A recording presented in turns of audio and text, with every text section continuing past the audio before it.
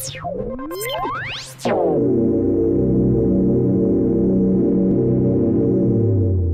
is your weekly report on corruption in the Philippine government.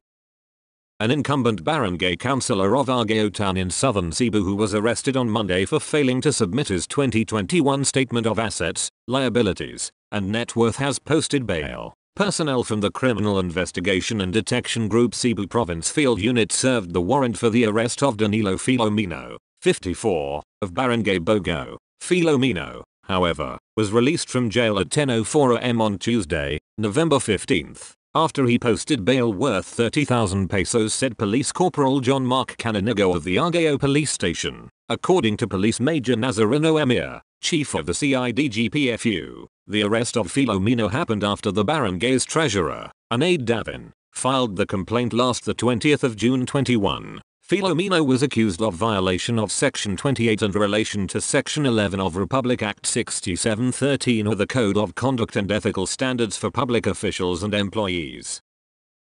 The Office of the Ombudsman on Tuesday ordered the suspension of National Irrigation Administration Acting Chief Benny Antiporda for grave misconduct, among other charges, following a lengthy complaint filed by the agency's employees. Antiporda confirmed to the Inquirer that the suspension order had been served on him and that his office was padlocked. He dismissed the allegations against him as petty and suggested that they were in retaliation for his anti-corruption drive in the agency. The 6-page order signed on Tuesday by Ombudsman Samuel Martires stated that Antiporda's 6-month preventive suspension was without pay. The complainants are officers and members of NIA Employees Association of the Philippines, the NIA concerned employees, and the agency's lawyers. The complaint alleged that Antiporda humiliated and berated NIA employees, prohibited managers of NIA central office from traveling, which is counterproductive to their work, and reassigned and transferred some personnel without valid grounds. He was also accused of placing some employees on floating status, allegedly harassing NIA Corporate Board Secretary Michelle Raimundo by placing a security guard and a closed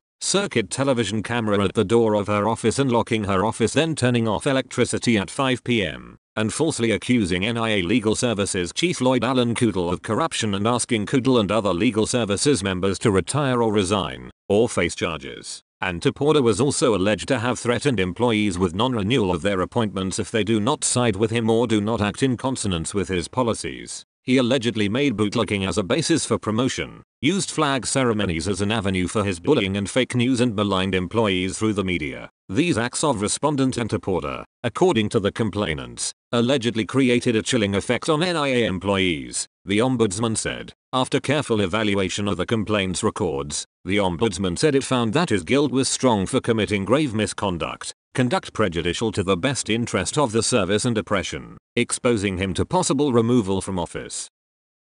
The law allows the Technical Education and Skills Development Authority to have only 2 Deputy Director Generals, but it has 5. Senate Majority Leader Joel Villanueva sounded the alarm on Tuesday on the excess Deputy Director Generals appointed in the agency. Under the TESDA Act of 1994, the President can only designate 2 on the recommendation of the TESDA Board. We have 4, and just recently, we appointed another Deputy Director General. My question is, do we need additional Deputy Director Generals? Villanueva asked during the Senate plenary session on the proposed national budget for 2023. The senator also noted that Labor Secretary Bienvenido Lagusma, who sits at the helm of the TESDA Board, was not consulted when the appointment came. TESDA Chief Danilo Cruz affirmed that the law allows for the appointment of 2 Deputy Director Generals, but during the last administration, this was increased to 4 Deputy Director Generals. So when we assumed the position a few months ago, we submitted the application for 4 Deputy Director Generals, he explained. Cruz said he was likewise not consulted nor requested to endorse the latest appointee, but he said the 4 Deputy Director Generals could already handle the existing tasks of TESDA.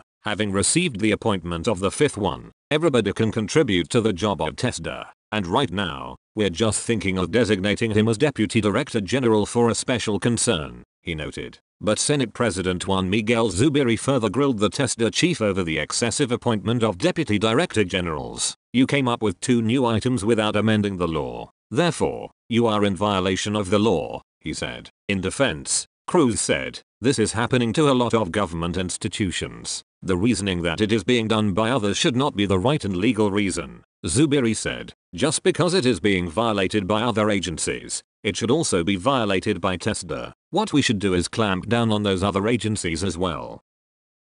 A case of indirect contempt has been filed against some personnel of the Philippine Air Force, who interfered in the demolition of Lot 937. The case was filed by Macy's Capital Incorporated, the claimant of Lot 937 in Sitio San Miguel, Barangay Apus, Mariano Godinez, who serves as the plaintiff, represented by the sheriff, filed a manifestation with a motion for a finding of indirect contempt against the PAF personnel involved. Godinez was the former owner of the 4.6-hectare lot that was allegedly sold to Macy's Capital Incorporated. Godinez was already deceased. On November 14, 2022, the 7th day of the demolition, Special Sheriff Edalberto Swerin and Assistant Sheriff Ernesto Joseph Baz III along with the demolition team and crew were prevented from entering the vicinity of the lot by a barricade manned by the members of the PAFA Lieutenant Colonel Efren Kudal, legal officer of 560 Air Base Group of the Philippine Air Force, claimed that the Philippine Air Force is the administrator of Lot 937 and that they are ordered to secure the area. The manifestation reads, Edgar Harris, the spokesperson of Macy's Capital Incorporated, said that the move of some members of PAF was clearly a violation of the court's order.